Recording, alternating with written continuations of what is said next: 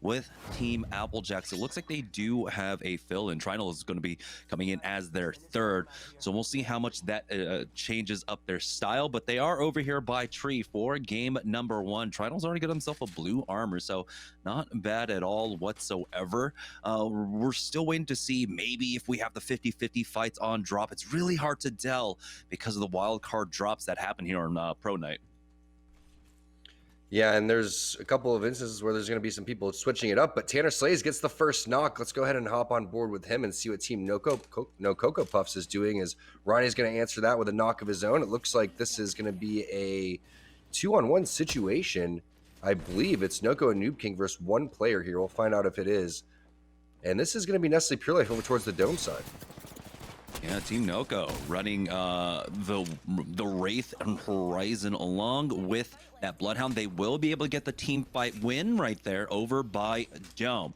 So like I said, teams changing things up because of the caliber of players here. Navi's the one dropping over by Lava Fissure, so they're going to go ahead and avoid that one. It looks like we are going to have a tree ending here, but this one can still pull on over towards that beacon building to the west of it, as Sentinels are making their rotation out now pretty early on with 2 minutes left before the zone even starts closing, as Retzi is on the low ground for his squad. Senox and Crust will join very shortly here as the scan comes out. All three members, though, are above, so Retzi needs to somehow rejoin them, or looks like he might be going for a long flank here, and you can see Senox and Crust are biding their time, not going for big peaks quite yet, as Retzi is working on this flank. He has been caught out, though, and he goes down low. He's going to fall. Presley picks that one up, and the 50-50 Sentinels currently losing it now. It's still a 2v3 as Senox makes his way on in. Presley gets the thirst onto him, but the alternator is not what you want in this fight. Senox getting shot from behind, and now it's down to a 1v3, all up to Crust in this situation, Tom.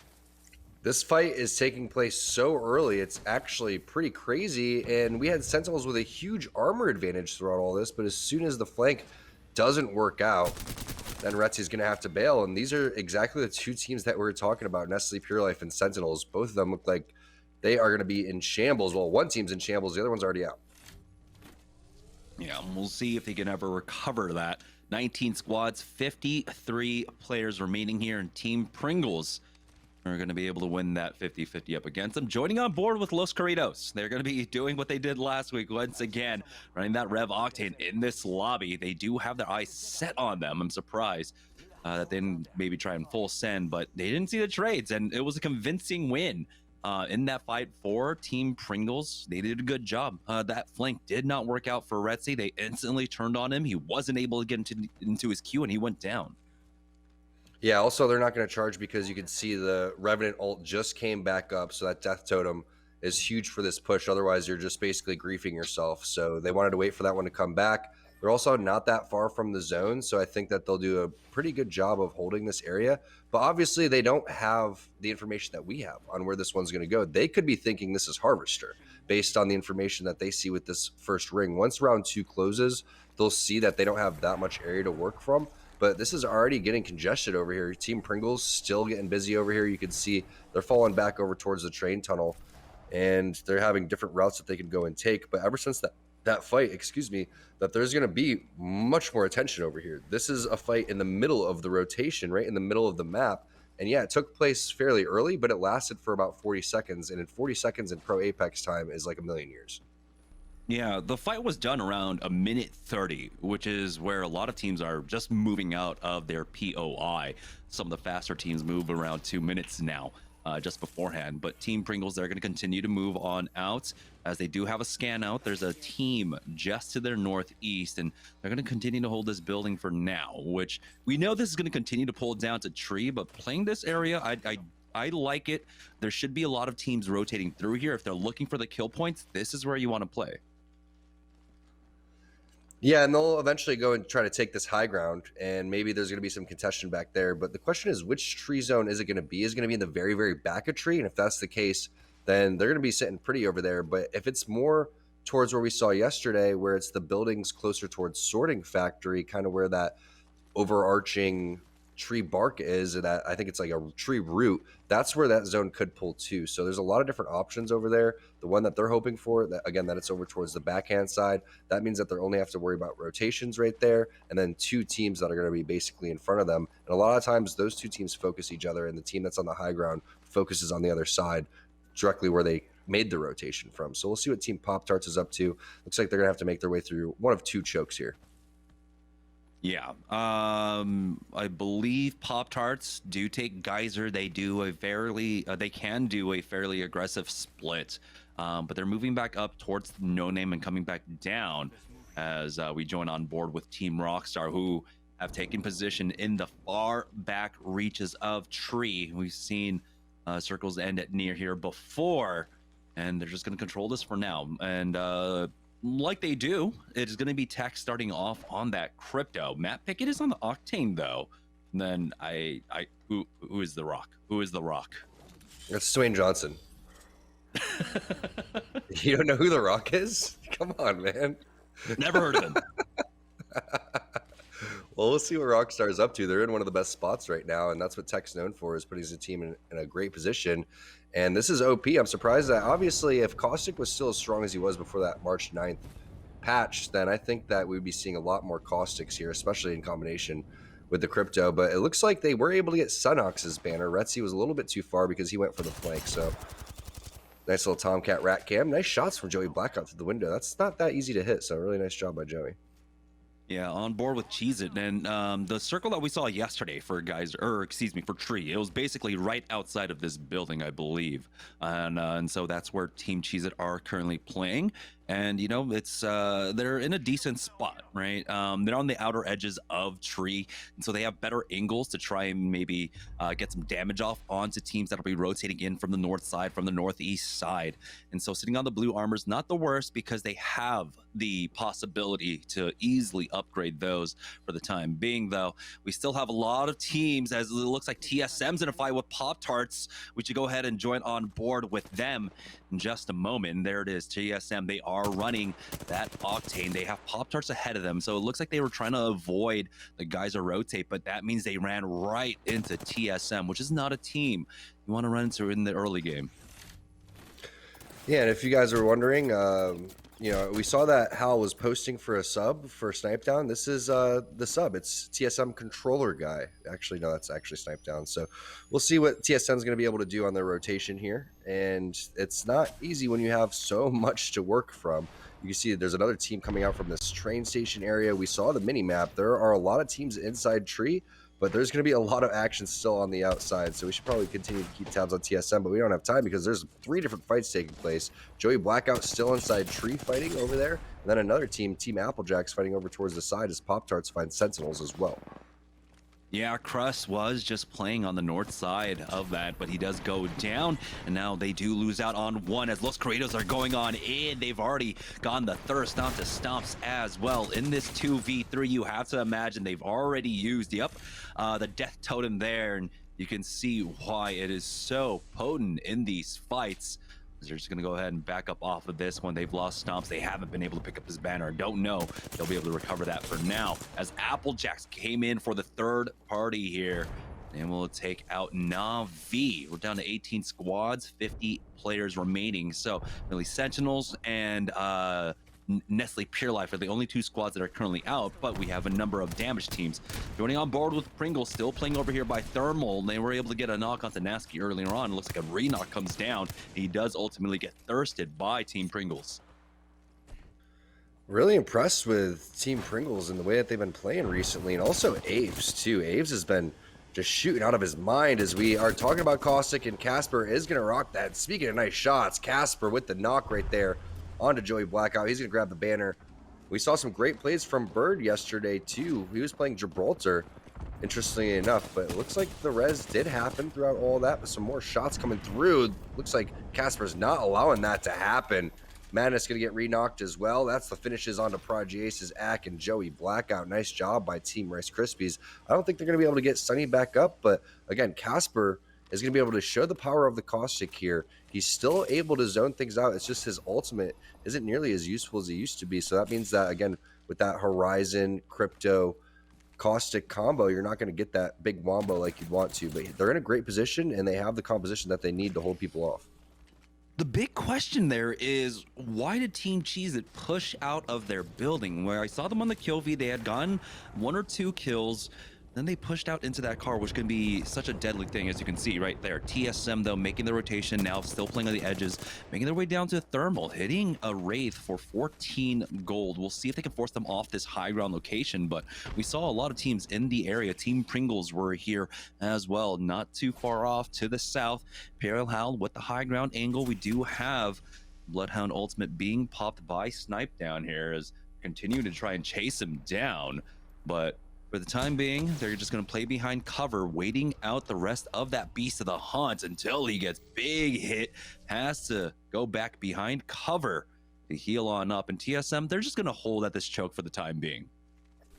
Yeah, they're big chilling. They're eventually going to make the rotation similar to where we saw the team over towards the building do. But going back to that question that you had, Jamerson, about why did Cheez It push out? Honestly, I wouldn't doubt if they thought they had the advantage and Casper just gave them the business, because you're not expecting any caustics in this lobby. Maybe 1 or 2 of them at the max. And yeah, on the pro day, you may see a little bit more, but it's been pretty out of style. And again, the nerf was fairly significant. We've even seen a lot of Twitter clips about people complaining about the gas not doing as much damage as it should. So we'll see what Team CLG is going to be able to do. Madness has literally been knocked, and I'm not sure if he's been flushed numerous times, but he has been on the kill feed on the receiving end numerous times, and it looks like they are going to make a late rotation over towards Thermal Station. Yeah, we did see, of course, there's a squad up there on the high ground. Madness is pinging that one away, and they avoided the other choke because they saw TSM. So they have to be careful about how they approach this fight, especially just because they've already taken about 50 damage each from the ring. So this is not a healthy fight for them to take quite yet. You're gonna get Thermite down, but that's odds of gold armor that can easily heal that up. Defensive bombardment will force them back as well. And so nothing coming of this engagement quite yet. And CLG still have to consider how they rotate out. And that might have been an Octane pad being used to get out. Now CLG are trying to take advantage of that. They'll use this opening to get onto the low over here by Thermal, but there's a lot of squads still in this area.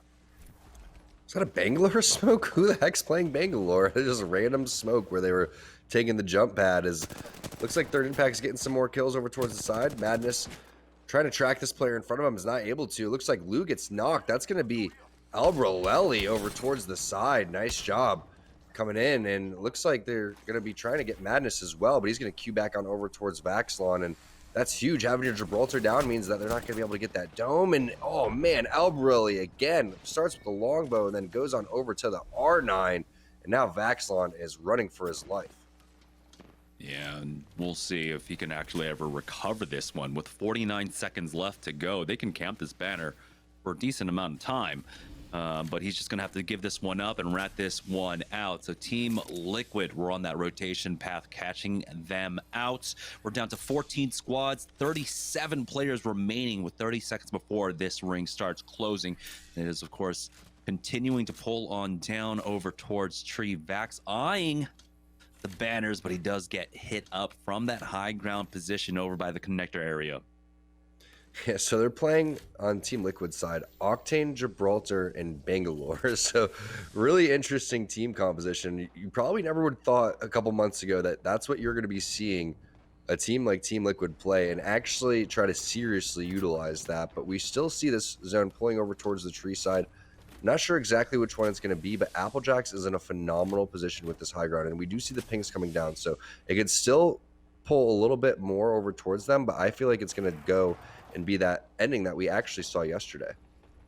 Yeah, which is why, again, we have to question why Cheez It pushed out of their building early on. Team Razor, though, here in a fight with, I'm not entirely too sure who's on the other side of this one. This is the fight that we saw earlier on, by the way, or, well, the area where we saw the fight earlier on, but a good scan by Android to figure out that there is a team, a full squad right behind them. They instantly turn around, spot them out. That's Team Liquid. Nocturnal going down. Flanker's the next one to fall as well. And they pick up 2. Now it's just up to 1 remaining. Albrelelli, we'll see how much longer he can survive for. That was nasty shots there by everybody on Team Razor. Those are not easy to hit and track. Flying through the air, pretty decent distance as well. And now it looks like there's another team involved over here too. But Hackula takes a big initial damage burst, so he's going to fall back on over towards, I thought he was going to stay over towards Muffins behind the rock, but it looks like he's more focused on getting to the fence where they were at before so he can get cover from Android and from Muffins, as Muffins is using the rest of his flatline ammo here. Only 60 shots, so he's going to have to start being careful.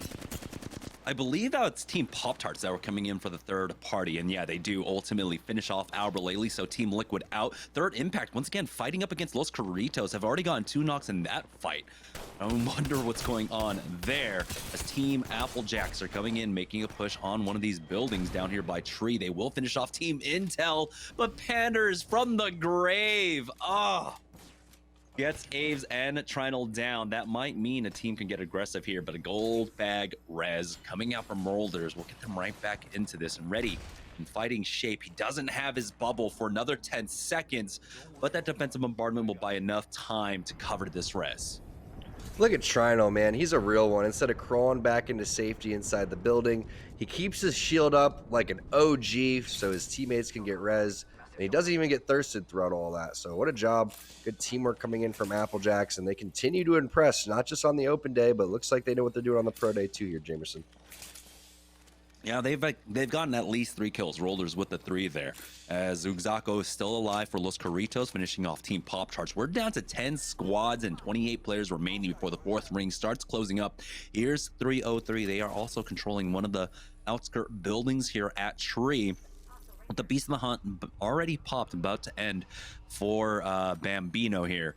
And so they might have gone into a small engagement. Ultimate Excels are in hand for him, so he will be prepped and ready for the next fight, which will be coming very shortly here. 30 seconds left to go for this ring. It's Team Pringles getting into a fight inside basically, well, the main Tree area over here at this POI. They have to be careful, of course. This is not the most coverage that they're afforded, but wow, they've already gotten 2 knocks, Rolders and Trinal down. It's all up to Aves here for that squad. And you have to remember, Aves, I don't believe, was the one with the gold bag. We'll see if they have a second one in store. Team Pringles, though, they are on the bad end of a nade spam, as they did get pushed, and good peek out from Phony there, as he gets that knock onto Stunny. Rice Krispie Treats getting aggressive on that one, but they get punished for it. Team Pringles are able to full heal up once again, but now they have to contend with Caustic Gas getting slowed down. Casper gets the knock onto Phony, and now they're down to a duo as Fury is trying his best to heal up.